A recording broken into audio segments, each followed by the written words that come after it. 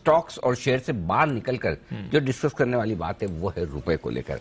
2022 कैसा रहा रुपए के लिए, किस तरह की रही रुपए की चाल, और नए साल में रुपए का आउटलुक क्या है, आइए ये सारी डिटेल्स ली जाएं। नेहा हमारे साथ है इस वक्त बताने के लिए। नेहा बताइए। सर 2022 अनफॉर्चुनेटली रुपए के लिए बहुत अच्छा नहीं रहा है। अभी अगर ओवरऑल देखा जाए 11-11.5% की कमजोरी आई है। करेक्ट। और उसके कुछ एक कारण है, लेकिन उससे पहले मैं आपको बता दूं कि मैंने बाकी जो ईयरली डेटा चेक की है, 2013 के बाद ये सबसे खराब साल साबित हुआ है रुपए में रिटर्न्स के लिहाज से। साल 2013 में ऑलमोस्ट 15-16% रुपया गिरा था डॉलर के मुकाबले। तो जाहिर तौर पर बहुत सारे कारण 2013 में हुआ था। 2013 में ऑलमोस्ट 15-16% की नेगेटिव रिटर्न थे। उसके बाद अभी 11.5% के आसपास की गिरावट आई है। तो 9 साल बाद हमने इतनी भारी भरकम गिरावट आते हुए देखी है रुपए में। हमने इसमें जो रिकॉर्ड लोज हैं वो $1 को 83 रुपए 26 पैसे के आसपास छूते हुए देखा था, जो कि 20 अक्टूबर को हुआ था। और डॉलर इंडेक्स है वो 115 के आसपास का 20 साल का हाई छू चुका है, जो कि 28 सितंबर को। ऑफकोर्स उसके बाद उसमें करेक्शन भी आया है, लेकिन रुपए के लिए 2022 इतना खराब क्यों साबित हुआ, क्यों पुटाई हुई, कुछ एक पॉइंटर्स रख देते। पहले तो डॉलर इंडेक्स में बड़ी तीव्र गति से वृद्धि दिखी। कच्चा तेल भी बहुत तेजी से यहां मजबूत होता हुआ दिखा, उसकी डबल वैमी साबित हुई। दुनिया भर की करेंसीज पिटी, एशियन करेंसीज की पिटाई हुई, उसका भी इफेक्ट था।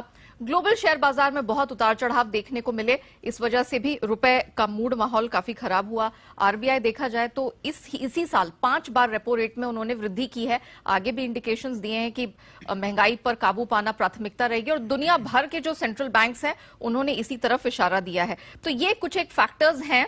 और हमने हमारे फॉरेक्स रिजर्व्स भी अक्टूबर में बहुत हल्के होते हुए देखे थे, रिकवरी वहां पर भी आई है ऑफ कोर्स, लेकिन ये कुछ फैक्टर्स थे जिसकी वजह से रुपए की पिटाई हुई।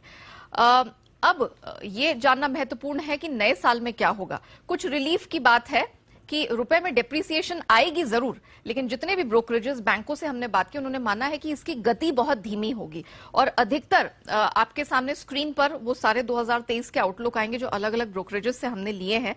सबने यही माना है 84-85 यहां पर जो गिरावट है वो थमती हुई रुपए में दिख सकती है, और जो स्ट्रेंथ है वो 80 मैक्स टू मैक्स 79 तक बनती हुई दिख रही है। एचडीएफसी बैंक 81 से 84 तक का लेवल वो यहां बनता हुआ देख रहे हैं।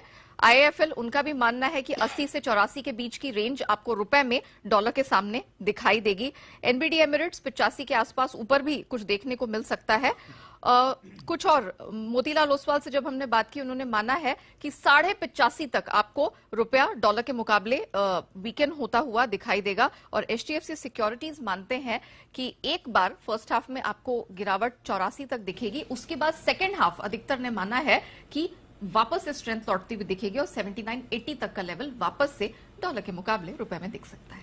तो नीचे में 79, इससे ज्यादा मजबूत नहीं होगा, और ऊपर में 84-85 से ज्यादा कमजोर नहीं। 85 सबने बताया है। तो ये 2013 के बाद सबसे खराब साल रुपए का रहा है। Exactly. और वो तब की जबकि कच्चा तेल भी आपका $130 पहुंचा है, 140 पे चला, सब लड़े झगड़े भी। डॉलर इंडेक्स आपका 20 साल की ऊंचाई पे, डॉलर इंडेक्स। हाँ, तो अभी मेरा सवाल दूसरा आ रहा है जिसमें मैं आप बहुत अच्छा काम करके आई हैं। हाँ। तो जो ज्यादा अच्छा काम करता है मैं उसको और काम दे देता हूँ ये आदमी कर रहा है इसको और दे दो ठीक है। तो अब आपको दूसरा ये करना है कि डॉलर इंडेक्स के सामने कंपेयर करना है कि कितना डॉलर इंडेक्स मजबूत हुआ है सामने, रुपए कितना कमजोर है। दूसरा बाकी अंतर्राष्ट्रीय करेंसीज जो है दूसरी उनके मुकाबले में रुपया कम हुआ है।